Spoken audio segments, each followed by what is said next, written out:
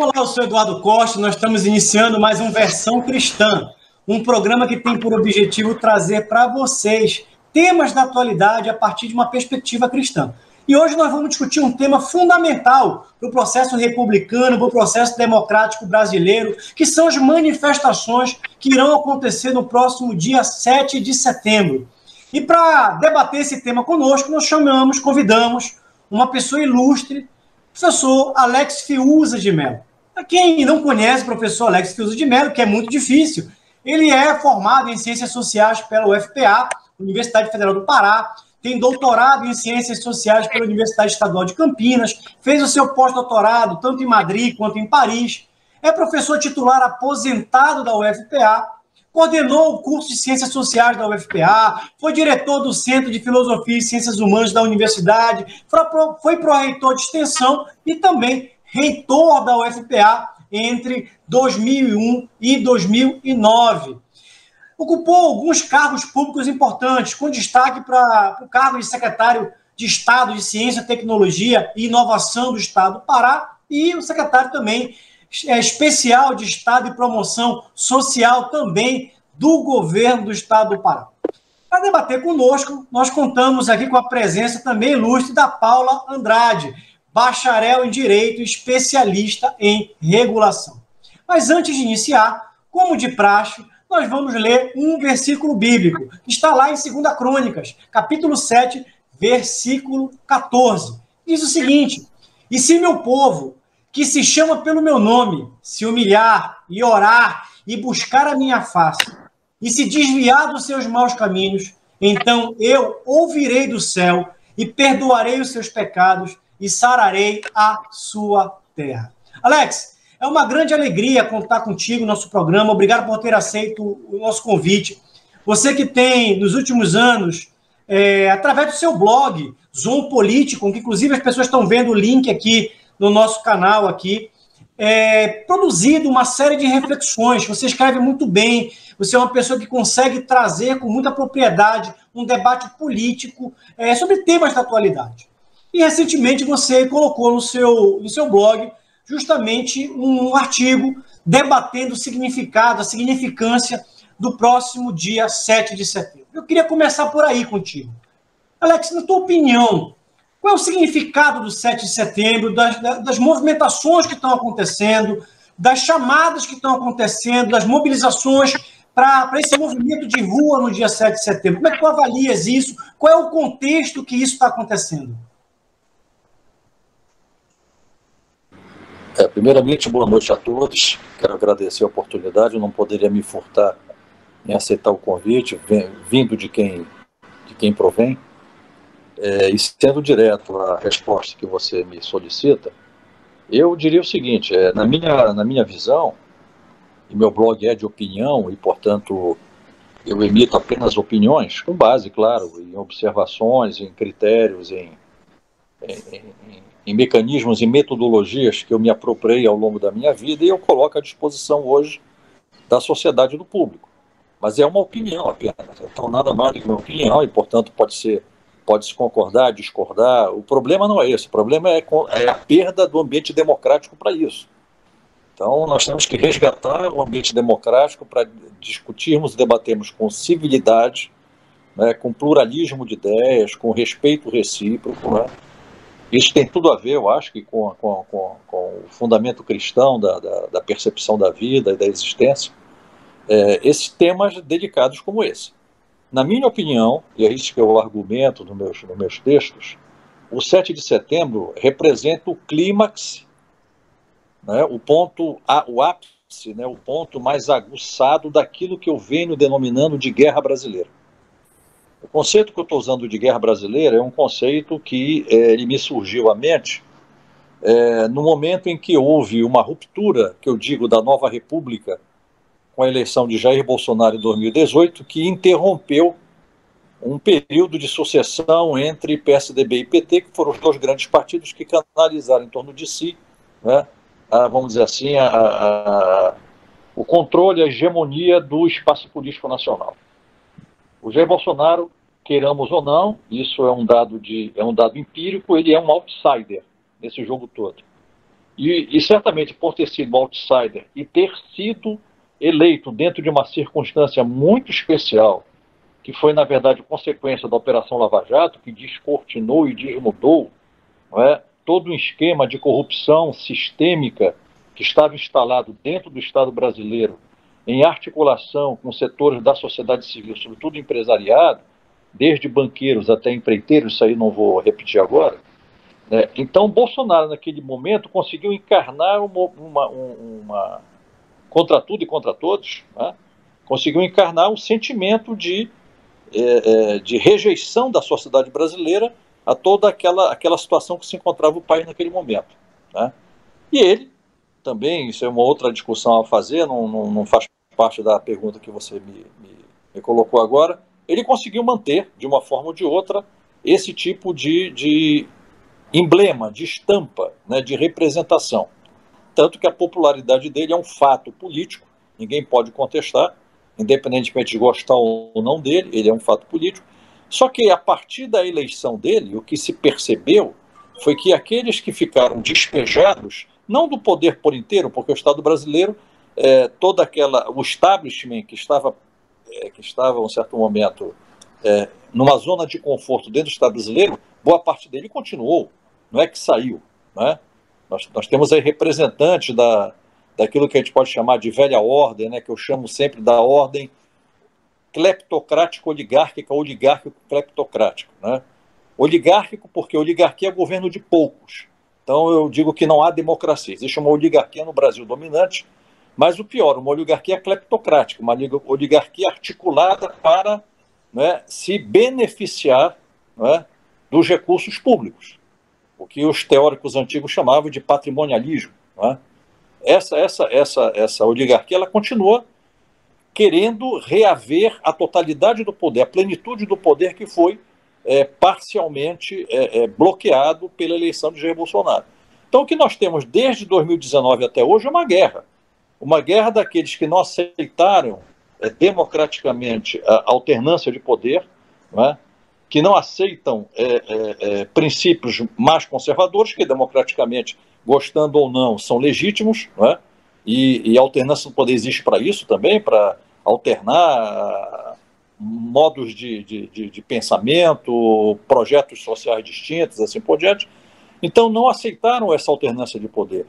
E trabalharam e trabalham, e até hoje cada vez mais aguçam isso, uma articulação, uma orquestração para tirar de qualquer maneira do poder aquele que é indesejado por esse grupo. Então, Jair Bolsonaro representa um pouco isso. E nós estamos num clima de guerra no Brasil desde então. E hoje nós chegamos num clímax, em que, na verdade, eu digo que a classe política foi desmoralizada pela Lava Jato, e o controle todo do processo e o ataque e o front que se tem nessa guerra passou a ser liderado pelo Judiciário, né, particularmente pelo Supremo Tribunal Federal, que, em nome dessa guerra, em nome da busca da recuperação desse espaço de poder que foi perdido, né, usa de todo o expediente, inclusive de atos absolutamente inconstitucionais, que levou aqui a sociedade brasileira a reagisse progressivamente, chegando a esse momento particular, que é um movimento no Brasil inteiro, isso é óbvio, né? Não é só de bolsonarista, não. É toda a sociedade brasileira que está lutando para reaver a democracia e reconhecer o seu direito e a sua legitimidade, ser o soberano de um processo democrático, né? Não ser substituída por quem não foi eleito para isso, ela está se manifestando. Então, o 7 de setembro representa o clímax dessa guerra, né, a partir do qual nós não sabemos o que é que pode ocorrer exatamente. Né? Alex, e temos que ter alguns temores sobre a consequência do que pode vir a partir do dia 7. Alex, eu queria aproveitar essa tua deixa aqui e explorar um pouco mais algo que você colocou agora e que você explora com muita propriedade no artigo que você escreveu no seu blog. Inclusive, você fala que há um desfazimento. Você usa até um adjetivo vertiginoso do Estado Democrático de Direito. E você cita que isso tem origem nas decisões arbitrárias do STF. Você vai além no teu blog. Você diz que, na verdade, tem um golpe de Estado que já foi instalado pelo establishment, como você mencionou, liderado pelo STF. Sim. Fala um pouquinho mais para a gente sobre essa tua compreensão. Sim, em toda a República Democrática moderna contemporânea, né, a ideia da separação dos poderes e a criação de um terceiro poder que não existia na origem da democracia moderna liberal, por exemplo, na Revolução Inglesa de 1688, foi criado um segundo poder para contrabalançar o poder do monarca absoluto, que foi o parlamento.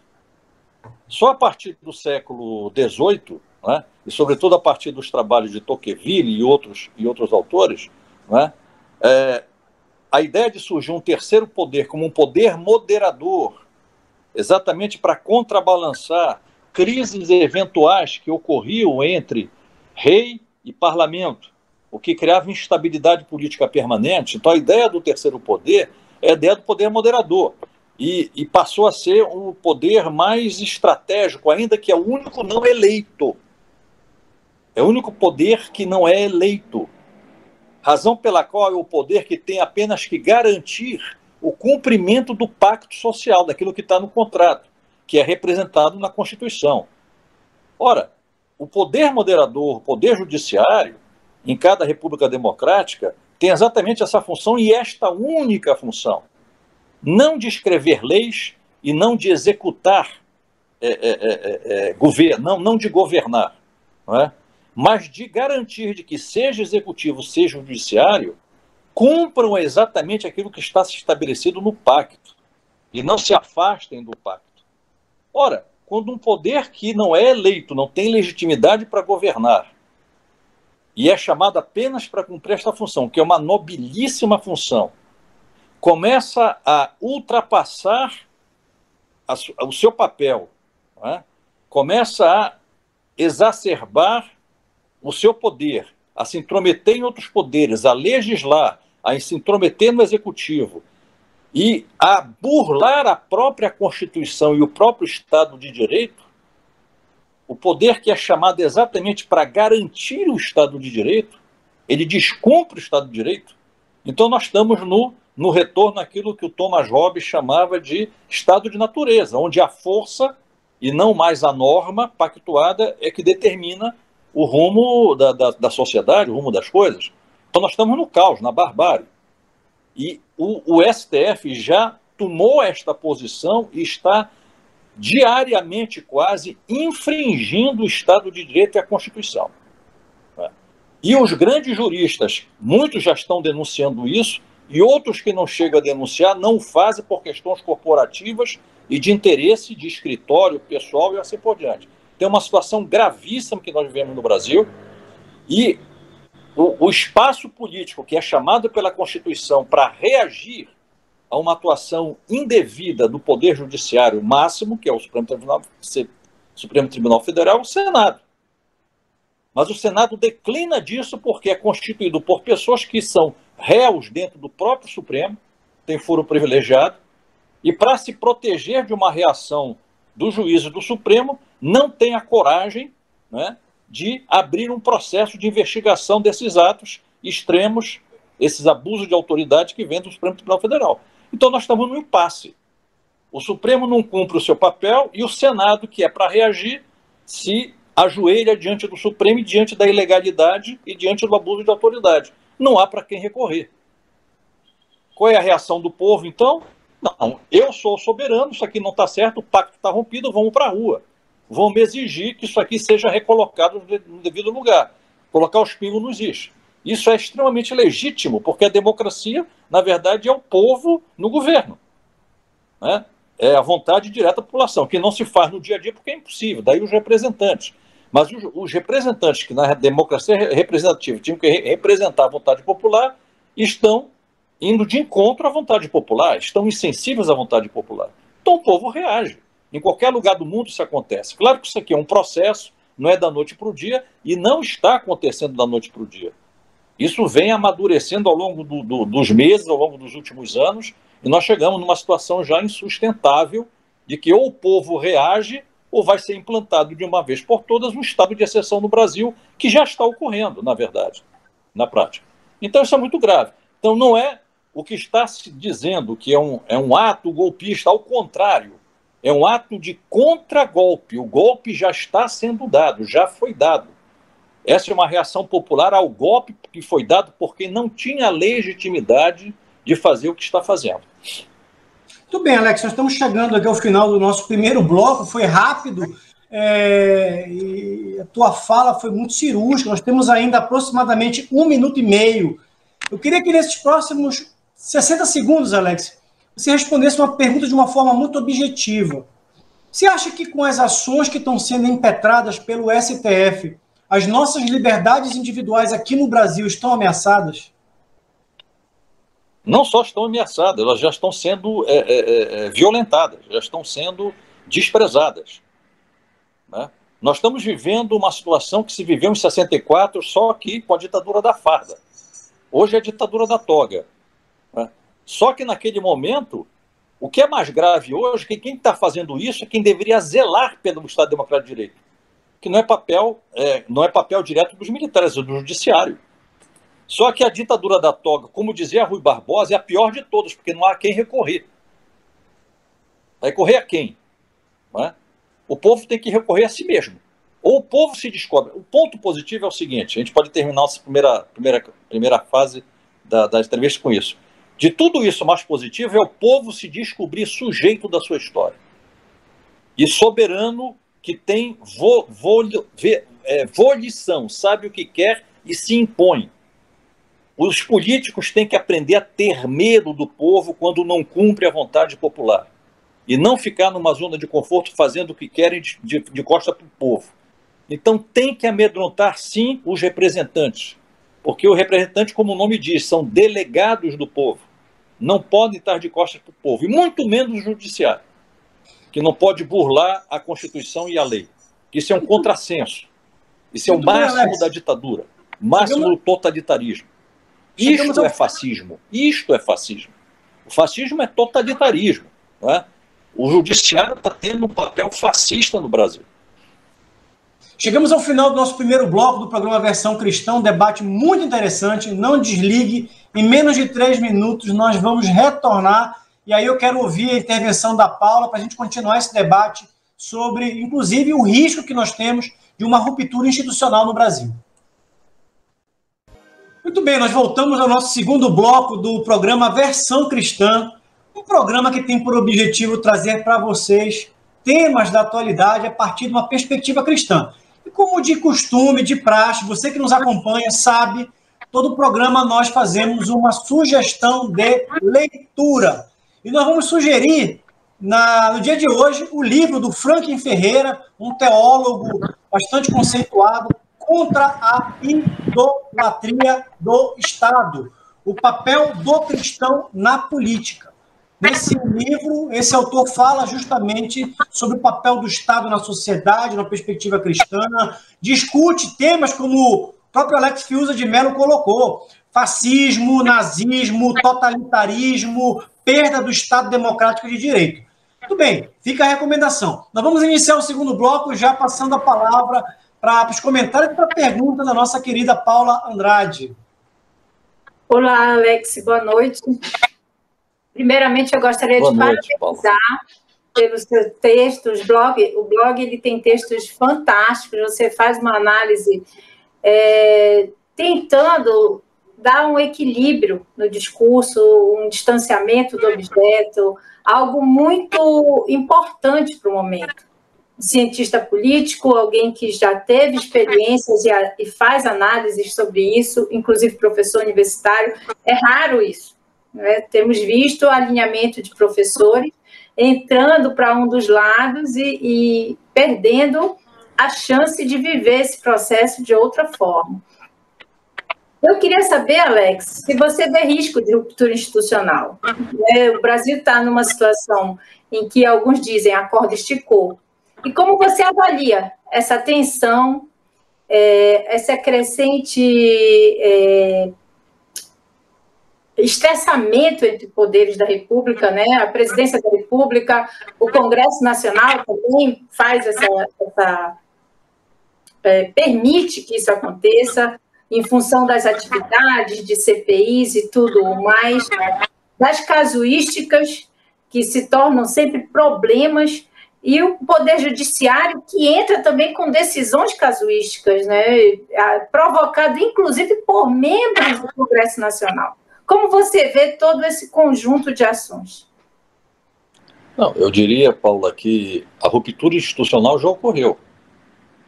Quando os poderes deixam de cumprir a sua função e passam a extrapolar e usar do abuso de autoridade, você tem uma ruptura institucional. O que é ruptura? É romper. O que é romper uma instituição? É levar aquela instituição que tem uma função a cumprir definida em lei, deixe de fazer e faça aquilo que não é permitido. O que está acontecendo. Então, a corda não está esticada, a corda já arrebentou. A ruptura, na minha opinião, já se deu. O que nós temos que discutir, segundo a minha visão, é até onde irá essa ruptura institucional e que nível de agravamento nós teremos com isso. Porque ou se tem uma recomposição imediata, ou nós vamos ter um esgarçamento maior ainda da ruptura que já está ocorrendo, que pode ter resultados mais radicais ou menos radicais, dentro da própria Constituição ou até com a ruptura da Constituição como um todo, no sentido de ter que refazer todo o pacto social. Então, nós estamos nesse clima no país nesse momento. É diferente de 64. 64, não se pode entender 1964, por exemplo, fora do contexto da Guerra Fria. Né? Ainda que nós não estejamos na Guerra Fria, mas nós não temos o mesmo quadro de 64, mas nós temos alguns sintomas muito semelhantes. Porque também ninguém pense que o que está acontecendo no Brasil é isolado, né, do resto do mundo. Não, está acontecendo em todo o mundo e na América Latina de maneira geral, inclusive nos Estados Unidos em formas muito específicas. Veja bem, recentemente nós tivemos uma eleição no Peru que tem graves acusações de fraude na eleição no Peru. Não é? E o Peru está vivendo uma situação de grande instabilidade institucional nesse momento. Né? Olha o que aconteceu na Argentina recentemente, na Bolívia, no Equador, a Venezuela nem se fala. Não é? O problema não é a questão do comunismo ou não comunismo. O problema é a questão da ruptura da democracia como regime político. Os mecanismos da democracia, os mecanismos formais da democracia estão sendo usados e burlados e rompidos por quem os manipula. Né?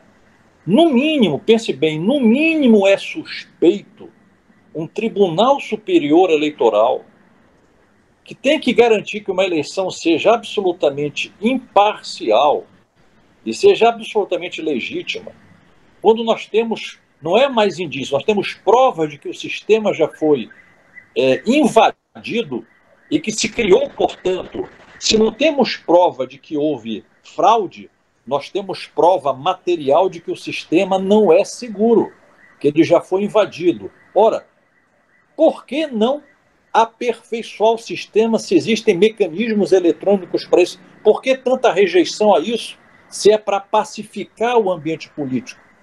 Então, isso no mínimo é suspeito. No mínimo é suspeito. Né? Então, nós temos uma série de acontecimentos ocorrendo no Brasil que indicam, que denunciam, não é? Que criam elementos para se pensar de que, a exemplo do que está ocorrendo em outros países da América Latina, estão preparando algo semelhante ao Brasil. E isso cria, como consequência, uma grande instabilidade política em seguida, com efeitos econômicos e sociais desastrosos, por causa da instabilidade que se implanta. Então isso aí tem que ser resolvido a priori. Em vez de nós termos um poder judiciário, um poder moderador, que cuida dessa pacificação, estabelece o diálogo, não. É um poder que se partidarizou, assumiu um lado da luta, se coloca contra quem tem a legitimidade popular, né, como é o caso da presidência da República, e nós temos, portanto, essa ruptura instalada. Né? Então, eu diria assim para você, a ruptura já se deu. Não há perigo da ruptura, há perigo de um agravamento da ruptura. Sim, diante disso, o que poderíamos fazer como atores para tentar reverter, porque eu vejo assim, o povo se organiza, inclusive o povo avisa, vamos à rua. O povo não, ao que eu percebo dos grupos que se organizam, não estão aceitando, inclusive, a ruptura.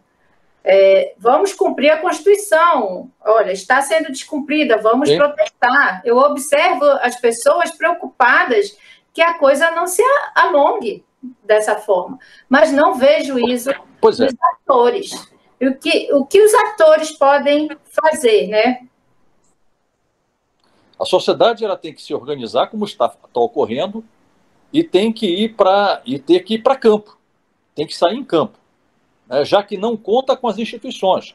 Não dá para confiar no Senado, não dá mais para confiar no Senado e não dá para confiar no Supremo Tribunal Federal. O que fazer? Pressionar. O que vai acontecer no dia 7 de setembro. E o povo tem o direito de exigir o que quer que queira, porque ele é o soberano consagrado pela Constituição de 88. O parágrafo 2º do artigo... parágrafo único do artigo 1º da Constituição diz ipsilíteres: o poder emana do povo e será exercido indiretamente por seus delegados, seus representantes, ou por ele próprio.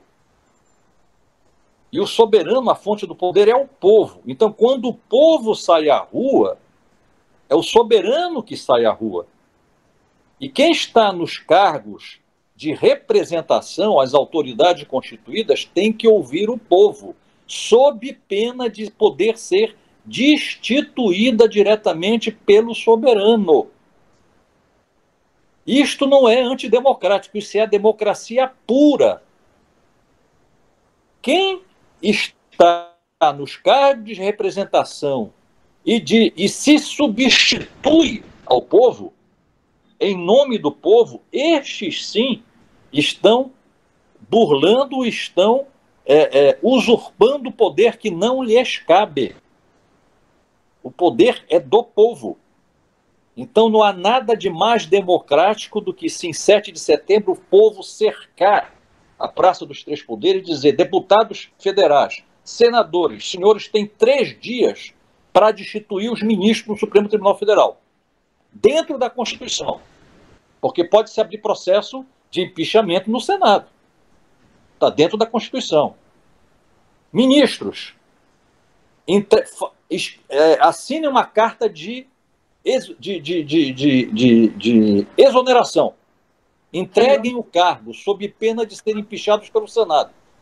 Se o Senado não der provimento, o povo tem direito de fazer tudo o que queira, porque ele não pode ser escravo da interpretação de poucos pela perversão do uso do poder de forma ilegítima. As instituições não se substituem ao povo. As instituições são apenas a representação formal da vontade popular. O poder se localiza na sociedade, não nas instituições representativas. Isto precisa ser entendido de forma muito clara. E se as instituições não representam mais a vontade popular, e o povo não age, o povo não vai para a rua do jeito que está indo da noite para o dia. Isso é resultado de um processo de desgaste longo. Da mesma forma que um professor na sala de aula não é contestado por alunos por pouca coisa. Para ele ser contestado, os alunos se revoltarem, ele tem que acumular uma série de falhas, de má conduta e assim por diante. Da mesma forma, na sociedade é assim que ocorre. Para chegar no ponto que nós chegamos, que não dá mais para aguentar, o povo está de saco cheio, desculpa a expressão. Então, os representantes, sejam juízes, sejam os senadores, têm que se alertar enquanto é tempo, sob pena, depois do povo ter que radicalizar aquilo que é um por hora um pedido, passa a ser um ato de radicalização. E aí não tem outro jeito. Necessariamente vai ter que alguém entrar e colocar ordem, vão ser as Forças Armadas, que tem que entrar não para assumir o poder enquanto tal, não dar um golpe de Estado, mas restabelecer uma ordem para salvar a Constituição. Então, aqueles que estão omissos, aqueles que estão exercendo o abuso de autoridade, estão brincando com a vontade popular porque talvez sempre acharam que o povo seria incapaz de fazer o que está anunciando fazer. E isso, para a história do Brasil, é muito importante, porque o problema da República Brasileira... O Brasil declarou independência não por um ato popular, foram as elites isoladas que declararam independência. A República não foi proclamada por um movimento popular, foi um ato dos militares isolados, né? Os golpes que se deram dentro da República, os estados de exceção, também não foram resultado de um movimento popular, muito pelo contrário, né? E quando você tem um movimento de pelas diretas para restituir a redemocratização a partir de 85, quem se instala no poder, ao invés de honrar o que se chamou de Nova República, se revelou uma farsa, trai a vontade popular em benefício de projetos de poder corporativos dos próprios grupos.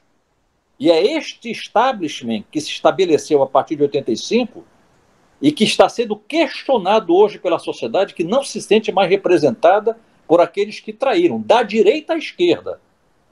Não é uma questão partidária, nem uma questão ideológica. É uma questão de ausência de república, eu diria até o seguinte, ausência de ética e ausência de caráter daqueles que ascenderam ao sistema político, talvez porque os próprios partidos, via de regra, estão minados e não conseguem colocar candidatos que, de fato, representem a vontade geral da sociedade. Então, o que nós estamos vivendo no Brasil hoje talvez seja a eclosão pela primeira vez de um grande movimento que pode resultar até no limite, dependendo da reação das autoridades que estão hoje constituídas, numa guerra civil. Eu não excluo essa possibilidade. Eu não vejo ela imediatamente como possível, mas ela não é impossível, dependendo da temperatura que ficar a partir de 7 de setembro. Muito bem, Alex, nós estamos chegando já na parte final, nós temos ainda mais uns 2 ou 3 minutinhos. Eu queria fazer uns comentários em relação à tua intervenção, já deixando algumas perguntas para o próximo bloco. Primeiro que, como cidadão, como um democrata, na verdade, nós defendemos a democracia acima de tudo. Nós não queremos intervenção militar, nós não queremos ruptura institucional no Brasil. Isso seria uma exceção, isso seria um caso atípico, mas, pelo que você colocou, nós estamos vivendo uma grave crise civilizatória. O Brasil, na verdade, a nova república está chegando a um ponto de ou implosão ou de ressignificação. E aí eu vejo a importância da participação da sociedade nesse debate, nesse processo. Aí eu fico me perguntando, e aí eu quero lançar essas perguntas para você, não para você responder agora, mas para a gente trabalhar no próximo bloco, no último bloco do nosso programa. Bom, se por um acaso houver um fracasso das manifestações do dia 7 de setembro, isso significará o quê? Será que isso vai significar, de certa forma, o triunfo do tal do mecanismo que foi desnudado pela Operação Lava Jato? O triunfo dessa oligarquia cleptocrática que você aponta? E também a pergunta, né? Quer dizer, o que vai ser o nosso dia seguinte, o day after, desse dia 7 de setembro? E aí eu fico me perguntando como cidadão. Esse momento é um momento que exige coragem e audácia. Os cidadãos de bem precisam ter a audácia e a coragem que os canalhas muitas vezes têm. E muitas vezes nós não queremos nos envolver. Essa luta não é por pessoa. E as pessoas têm que entender. Essa luta é por uma nação, por um país e por um regime. Independente de quem está no poder. Então, essa reflexão que eu gostaria de fazer contigo, Alex, no nosso próximo bloco. Eu quero convidar vocês a não desligarem, a não mudarem de canal. Daqui a 3 minutinhos nós voltaremos aqui com o professor Alex Fiuza de Mello para comentar um pouco essas questões que nós colocamos agora, mesmo que rapidamente. Muito bem, voltamos com o nosso terceiro e último bloco do programa A Versão Cristã, que hoje tem como convidado o professor Alex Piusa de Mello, que está discutindo a significância das manifestações de rua que estão programadas para acontecer no próximo dia 7 de setembro. Terminamos o último bloco fazendo algumas perguntas. E eu gosto sempre, Alex, de pensar proativamente. Eu sempre costumo usar uma frase que nós não podemos nos acomodar e nos tornarmos meros espectadores da nossa tragédia social. Nós precisamos aprender a atuar mais incisivamente no nosso ambiente político e nos tornarmos verdadeiros agentes de transformação social, e no caso é de construção de um Estado democrático de direito no Brasil. Aí a pergunta é, o que nós podemos, como cidadão, fazer para garantir esse Estado democrático de direito no Brasil, ou garantir a manutenção do regime democrático no Brasil? Bom, o próprio nome diz, a democracia é o governo de acordo com a vontade da maioria. Tá? A vontade da maioria não significa a exclusão da vontade da minoria, mas significa um referencial a partir do qual todos os processos de governabilidade eles têm que ser implementados. Eu queria só acrescentar mais um dado. O problema não é só a questão da democracia, mas é uma questão da república, que é uma questão mais cultural. A república é o espaço público, é o espaço de todos, é o espaço do bem comum. O que nos falta muito é de posturas republicanas, eticamente comprometidas com o exercício de qualquer espaço de poder ou de ordem hierárquica em função do bem comum. Isso aí tem muito a ver também com a questão cristã, eu diria até, me permita eu introduzir por aí. Por exemplo, o que é que o pai que age em função do bem comum, em função, qual é a hierarquia dele? Ele é o chefe da família. Naquele espaço social que é a família, as atitudes dele, as intenções dele, por mais que ele erre, por mais que ele não tenha só acertos, mas ele tem que o tempo inteiro buscar o bem comum daquele ambiente, para ele ser legitimado corretamente no seu papel. Porque se ele desrespeita regras de convivência, éticas comuns pactuadas dentro da família, dá mau exemplo assim por diante, qual é o resultado disso? Não é? É o desfazimento, para usar um termo que você ainda agora lembrou, é o desfazimento daquela célula social. Isso se reproduz em todos os ambientes, né? Dentro de uma universidade, de uma escola. Quando você usa, né, da cátedra e a transforma em palanque político, você matou a universidade e matou a escola. Porque você não está ali para cultivar acólitos ao seu partido e à sua crença. Você está ali para ensinar as pessoas a desenvolver a cognição, desde a criança até o adulto. Quando você trai esse propósito em nome daquilo que você acredita, e você desvirtua o seu papel, você está implodindo, está desfazendo a finalidade pela qual aquelas pessoas ali estão reunidas. Né? Então, cada vez em qualquer espaço social, em qualquer espaço de poder que ocorre esse tipo de, vamos dizer assim, de traição à função que é esperada de cada um naquele papel social, nós temos a implantação de uma desordem, de um caos, de uma anomia e assim por diante. Claro, a sociedade é conflituosa, existem conflitos de classe, de interesse e assim por diante, isso faz parte. Agora, isso não pode justificar, né, vamos dizer assim, a imposição a qualquer custo de uma vontade sobre outra, né, desconsiderando, né, as funções sociais definidas. Né? Então nós temos que, toda a transformação social ela tem que ser dada por um processo e em nome, né, de o bem-estar maior. Tá? A pessoa tem direito a defender o socialismo. Eu acho que tem o direito. Muitas das coisas que eu defendo têm vieses socialistas. Mas o socialismo, para se justificar, é em benefício do conjunto da sociedade. Ele não pode ser usado apenas como artifício para justificar um grupo chegar no poder e usar o poder em função dos seus próprios interesses. Como tem ocorrido no mundo afora. Então, esse é um distanciamento daquilo que seria, vamos dizer assim, o projeto do que seria uma democracia, a vontade da maioria sendo respeitada, e da república, a busca do bem comum. Quando você implode isso e você desvia dessa finalidade, tudo perde sentido, o pacto social não existe. Tudo vira uma farsa. É democracia só no nome, mas na prática não é nada disso. É república só no nome, mas é o contrário.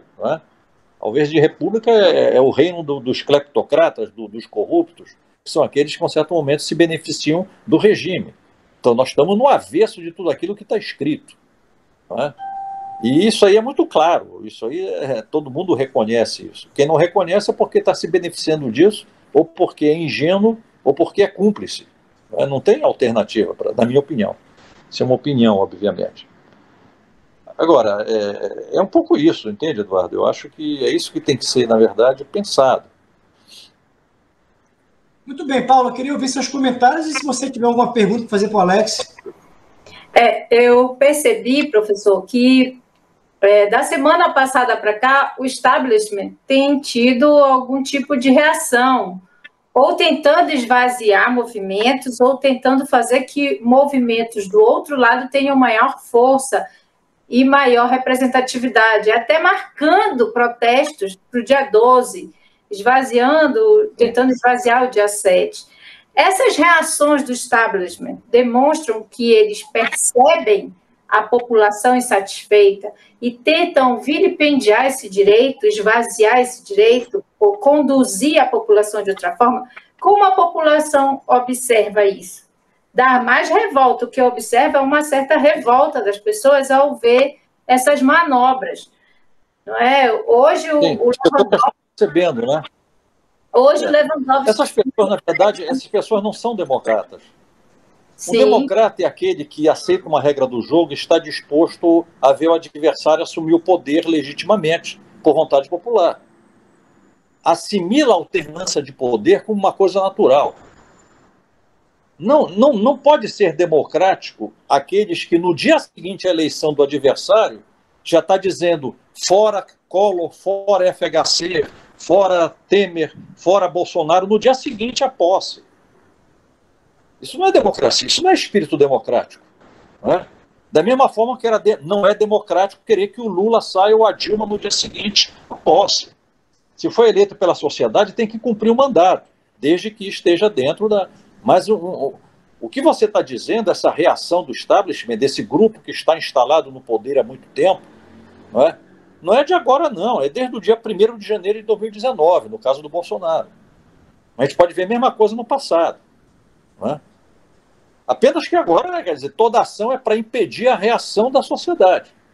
Tanto que quando a sociedade reage, o que é que dizem os iluministas, entre aspas?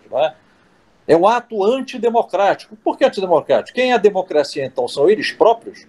Eles se substituem ao povo para dizer que o povo está indo contra a democracia? Isso é um paradoxo absurdo. Isso aí é um contrassenso por natureza. Então, é esse jogo de narrativas. Na verdade, o que é o jogo de narrativas? É a luta pela hegemonia. As esquerdas perderam a hegemonia pelas suas próprias incoerências. O povo não acredita mais nas esquerdas por aquilo que elas demonstraram de incoerência. Isso é uma pena, porque o sinônimo de esquerda não deveria ser esse, como de direita também. Esquerda necessariamente não tem nada a ver com corrupção, como direita também não tem nada a ver com corrupção necessariamente. Mas quando as coisas são associadas em função dos comportamentos dos líderes, isso é péssimo para a causa. Seja para a causa da esquerda, seja para a causa da direita. Porque seja a esquerda, seja a direita, tem causas que são legítimas. Agora, os seus representantes têm que ter coerência. Ninguém pode roubar o erário público porque em nome do povo. Que história é essa? Então você está roubando o povo em nome do povo? Você está se apropriando do poder em nome do povo, e quando o povo reage, você diz que é antidemocrático? Isso é de uma canalice, desculpa o termo, de uma patifaria, de uma falsidade, de uma hipocrisia desmedida, sem tamanho. Então essa narrativa de tentar inverter as coisas, inverter a realidade, é típica daqueles que têm vocação não para a democracia, mas para o autoritarismo, para o totalitarismo e para a opressão.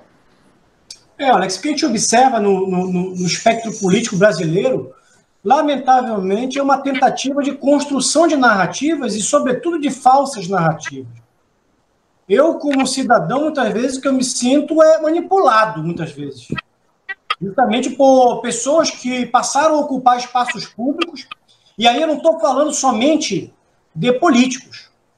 Pessoas que estão em espaços públicos, como você mesmo mencionou, as nossas universidades, que estão em canais de televisão, em mídias, em jornais, construindo informações viesadas, tentando utilizar desse acesso que tem privilegiado aos meios de comunicação ou uma sala de aula para formar militâncias não em prol de uma sociedade, mas para os seus projetos de poder, seus projetos políticos partidários. Essas pessoas colocaram os seus partidos e os seus grupos acima de uma nação. Acima de uma nação. Eu queria te fazer uma outra pergunta. Nós estamos caminhando, Alex, para o final do nosso terceiro bloco. E aí eu queria ouvir o cidadão Alex Fiuza. Para quem está nos ouvindo, para quem está nos assistindo, qual é o conselho que você dá? Que nós devemos fazer como cidadãos, seja no dia 7, seja nos próximos meses, ou até a eleição de 2022? Eu acho que o cidadão, pelo próprio termo cidadão, vem de pod, de cidade, quer dizer, é o indivíduo que tem os direitos à vida comum na cidade e que tem responsabilidade sobre isso. A sociedade é toda hierarquizada e estratificada, quer dizer, os poderes não são idênticos iguais, a capacidade de mobilização, de interferência, de intervenção, de influência, varia de indivíduo para indivíduo. Não é? O que eu diria é o seguinte, independentemente do lugar em que você se encontre dentro dessa estrutura social, o verdadeiro cidadão é aquele que no lugar que está, dentro do espaço que lhe é acessível, dá o máximo de si para trabalhar pelo bem comum. Né? E ser ativo nisso aí, não ser omisso. Né? Então, você pode ser bom cidadão sendo professor ético, sendo uma dona de casa ética, seja um trabalhador ético, não é? Que não significa não ter conflito, não significa não lutar pelo próprio interesse, mas é não perder de vista, não é, o bem comum pelo qual você gasta a sua energia no dia a dia. Não é? Você não pode ser um trapaceiro, né? Um trabalhador, um operário, não é? Que é trapaceiro, não é? E que se diz socialista, no dia que ele chegar ao poder lá na frente, no poder ele será também trapaceiro. Isso é muito bíblico, evangélico, né?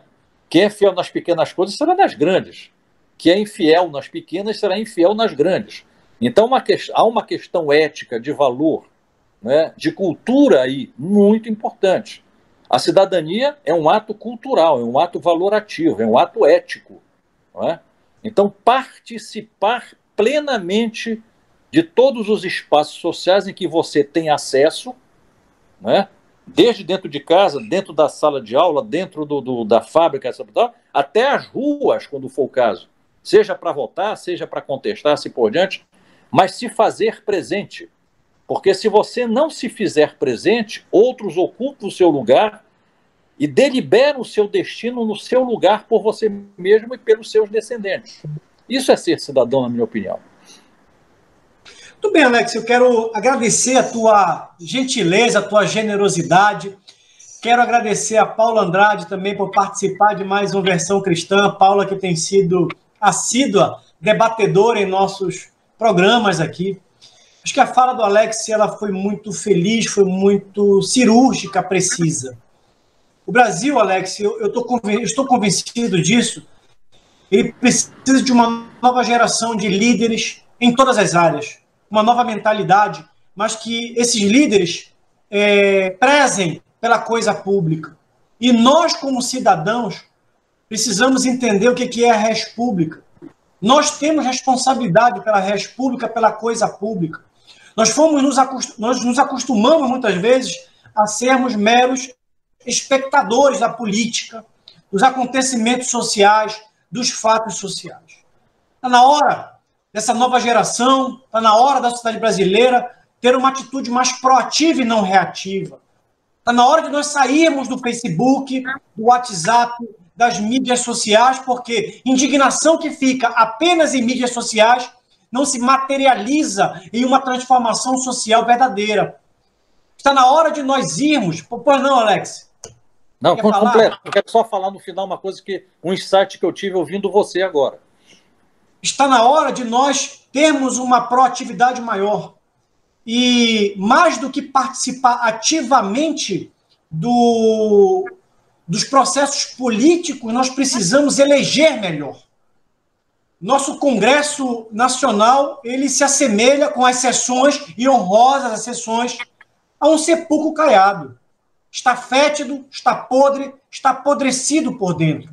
Lembrando que esses ministros que estão no Superior Tribunal Federal foram indicados por presidentes e tiveram seus nomes aprovados pelo Congresso Nacional. Nós precisamos renovar o nosso poder legislativo. E nós só podemos fazer isso através do voto. Alex, 30 segundos para você terminar o nosso programa, e você termina com a sua fala do nosso programa de hoje. Eu queria, Eduardo e Paula, aproveitando já agradecendo antecipadamente o convite, a honra foi minha de ter participado, eu queria deixar minha última mensagem aos jovens, particularmente aos jovens.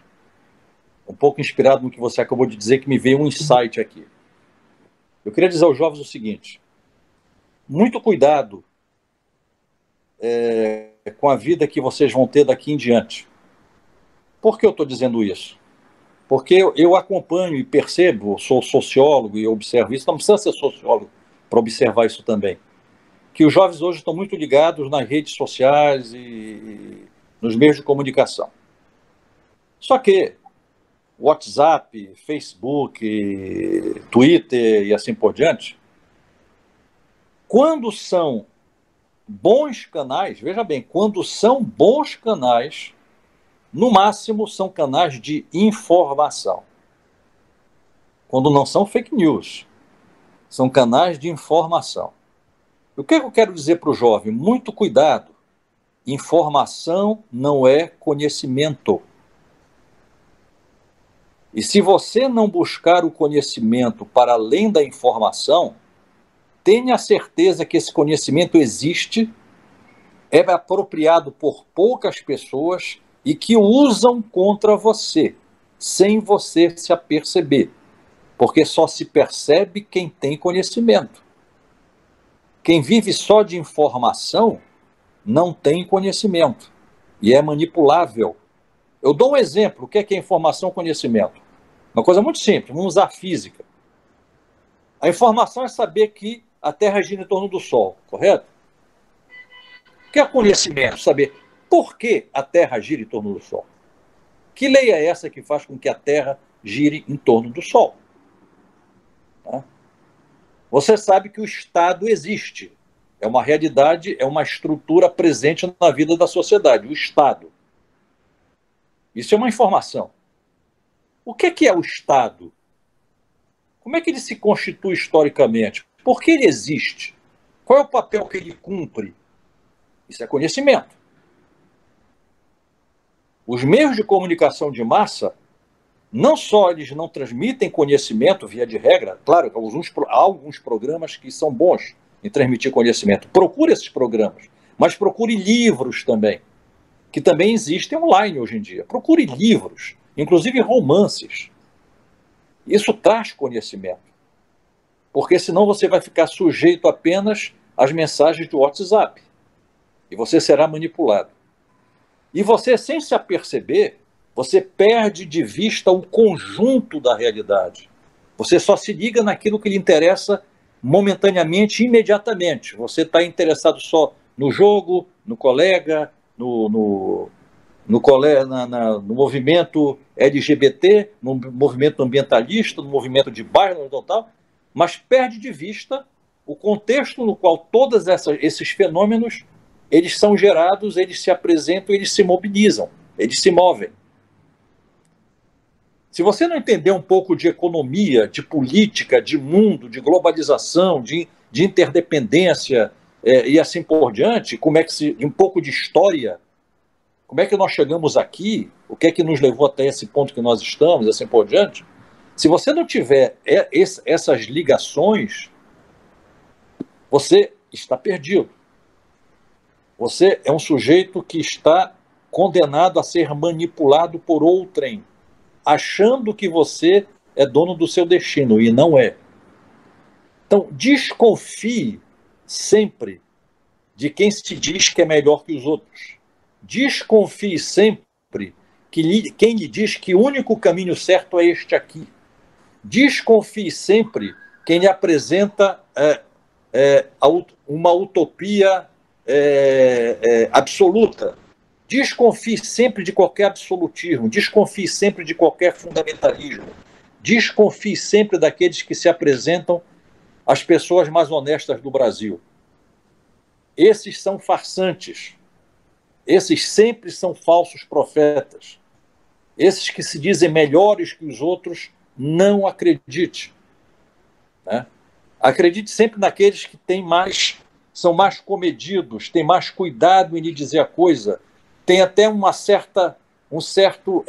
quase uma vergonha de dizer para você o que é que ele acha melhor, porque ele respeita a sua posição, ele tem cuidado em não lhe influenciar além do que ele tem direito. Se cerque dessas pessoas, busque essas pessoas, porque as outras são farsa. Muito cuidado, porque você pensa que está sendo um sujeito da sua vida, mas você está sendo apenas objeto da ação dos outros que lhe usam em função dos seus próprios benefícios. Muito bem, Alex, muito obrigado pela sua reflexão final, e aí fica também a deixa, em função disso, dessa sua fala, quer dizer, não é em função da sua fala, nós estamos fazendo vários debates sobre cosmovisão cristã, com o objetivo das pessoas entenderem que há várias cosmovisões no mundo, e muitas vezes cosmovisões em conflito. Esse foi o nosso programa Versão Cristã de hoje. Recebemos o professor Alex Fiuza, tivemos como debatedora Paula Andrade, e eu acho que vocês certamente gostaram muito desse debate. Que Deus abençoe a todos. Até o nosso próximo programa. Este programa é um oferecimento